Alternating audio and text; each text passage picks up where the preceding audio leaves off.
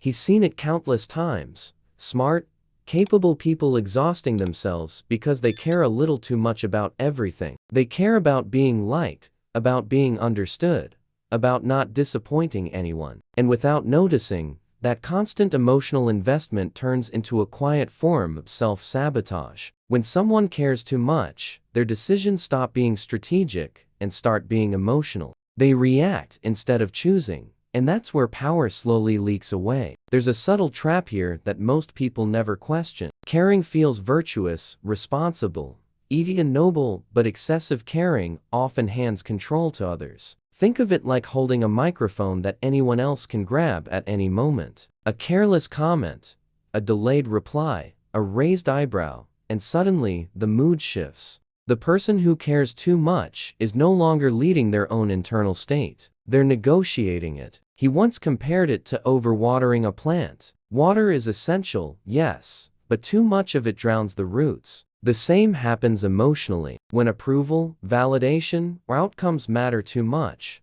clarity disappears. And right there, in that fog of over-attachment, indifference begins to reveal why it's not a flaw, but a quiet advantage that most people overlook. Most people hear the word indifference and immediately picture someone cold, distant, or emotionally numb. He's noticed that reaction almost always comes from those who've never experienced true inner stability. In reality, indifference isn't the absence of feeling, it's the presence of choice. It's knowing what deserves emotional energy and what simply doesn't. And that distinction alone already puts someone ahead of the crowd. The misunderstanding comes from how society rewards visible emotion. Passion, outrage, excitement, these are praised as signs of authenticity. But quiet composure rarely gets applause. Indifference works silently, like compound interest. It doesn't announce itself, it accumulates. When someone doesn't overreact, doesn't chase approval, and doesn't flinch at minor losses,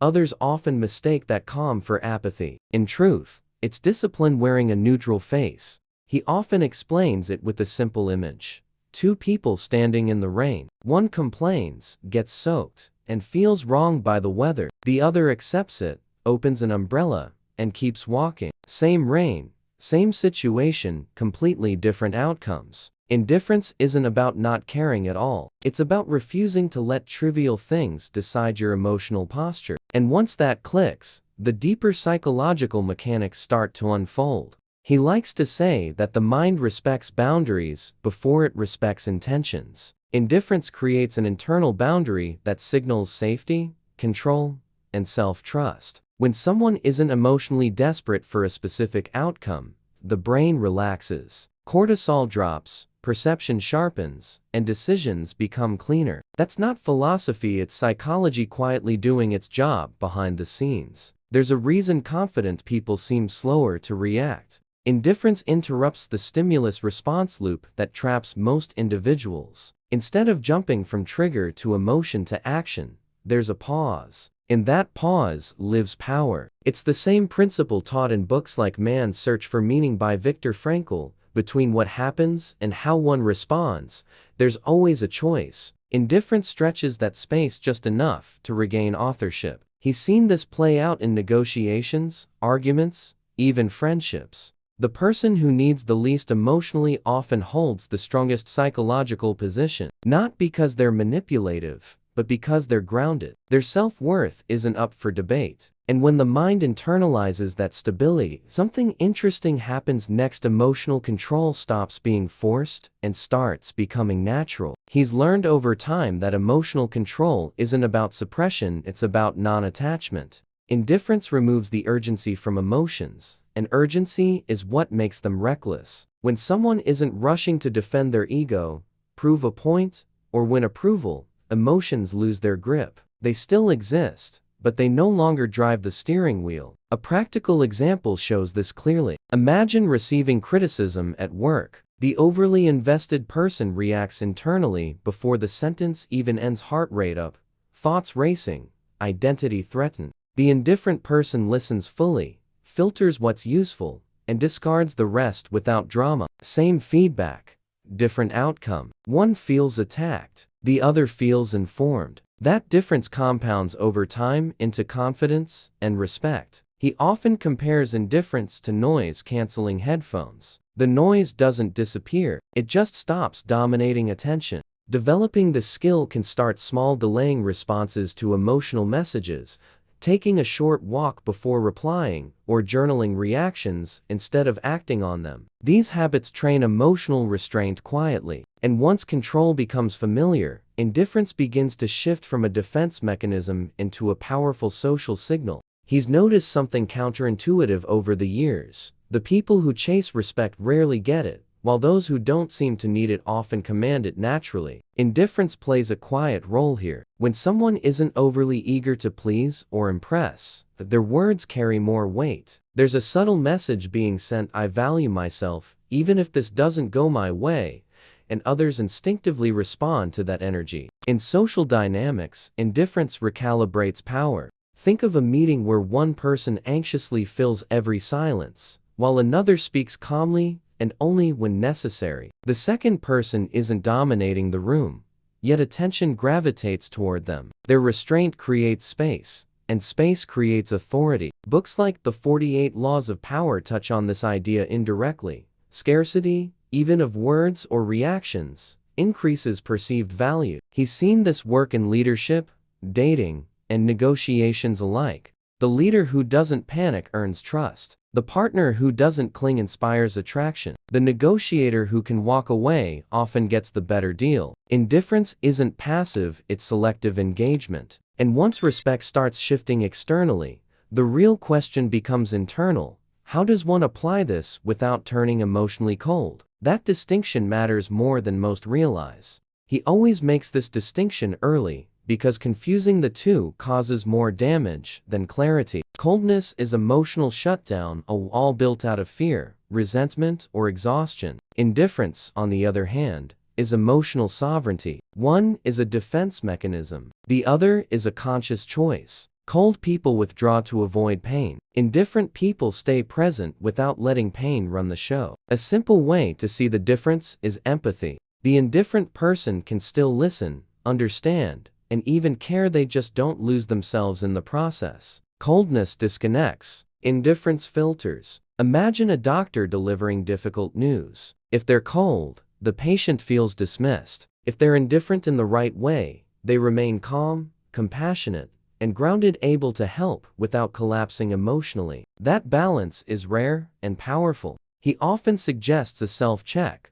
Is this detachment coming from clarity or from avoidance? Journaling that question after tense interactions can reveal patterns quickly. Books like Emotional Intelligence by Daniel Goleman help sharpen this awareness. Because once this line is understood, indifference stops being a blunt instrument and becomes a refined skill, one that can be practiced deliberately in everyday life.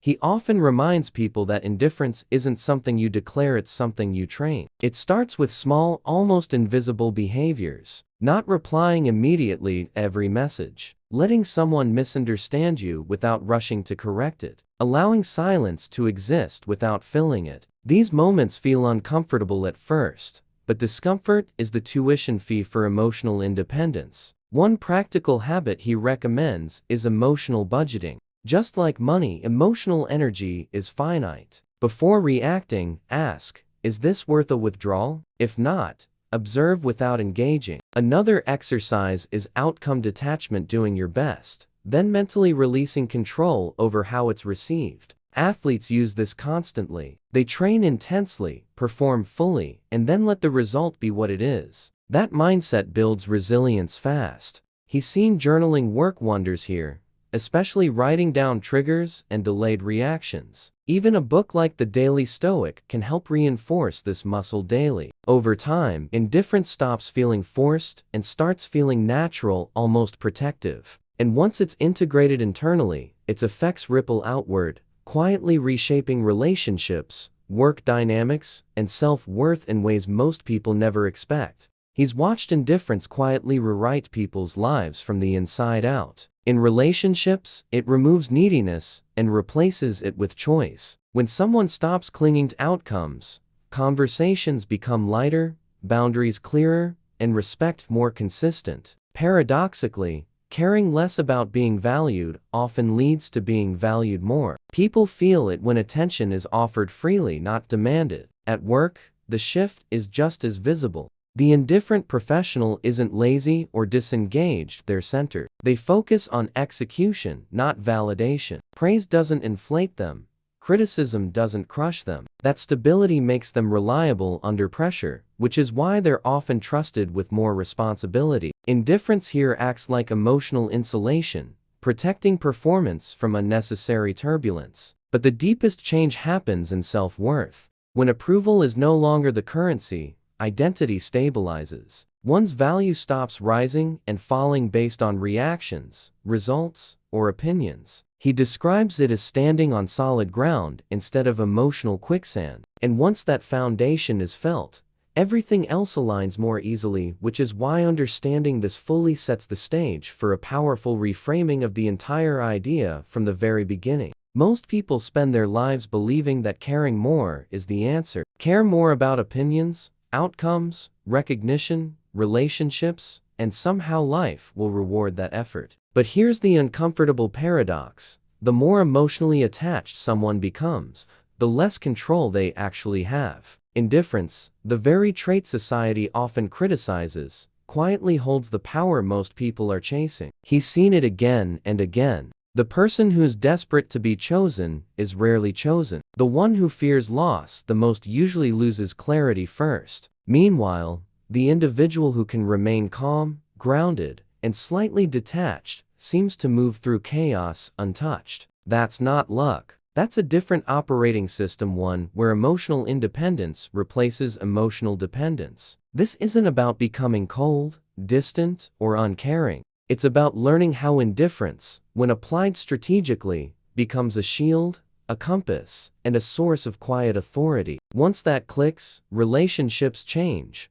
Work becomes lighter, and self-worth stops being negotiable. The real question isn't why indifference is powerful, it's why so few people are willing to embrace it. Indifference only becomes powerful when it's practiced, not admired. This isn't knowledge meant to sit quietly in the back of the mind. It's meant to show up in pauses before reactions, in calm responses where emotion once ruled, and in the courage to let outcomes unfold without clinging to them. Applied daily, even in small doses, indifference reshapes how one experiences pressure, rejection, and uncertainty. Now, the uncomfortable questions begin. Where is emotional energy being wasted right now? Whose opinions still have too much influence? What would change if approval stopped being a requirement and became optional? These questions aren't meant to judge, they're meant to wake something up. Because real power doesn't come from controlling others, but from no longer being controlled internally. If this perspective challenged you,